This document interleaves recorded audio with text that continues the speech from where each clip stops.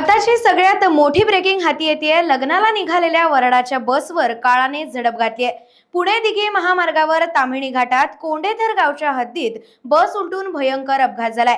शुक्रवारी म्हणजेच 20 डिसेंबर सकाळी 10 वाजण्याच्या सुमारास ही घटना घडली आहे। पुण्याहून बीरवाडीकडे लग्नासाठी निघालेली खासगी बस MH14 GU 3405 पुण्याहून माणगावकडे येत होती। बस ताम्हिणी घाटात अवघड वळणावर आल्यानंतर रस्त्याच्या बाजूला पलटी झाली आहे। हा अपघात इतका भीषण होता की बस मधील 5 जणांचा जागीच मृत्यू झाला।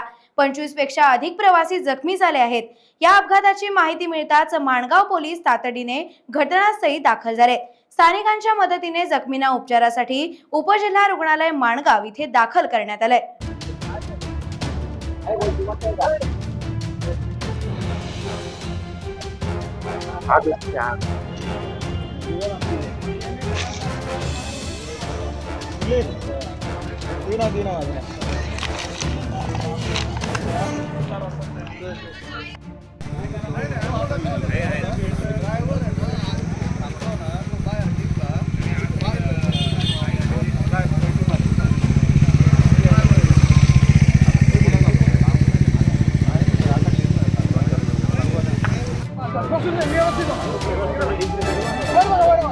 टाइम्स डिजिटलला लाईक करा, शेअर करा, सबस्क्राइब करा आणि बेल आयकॉन दाबायला विसरू नका।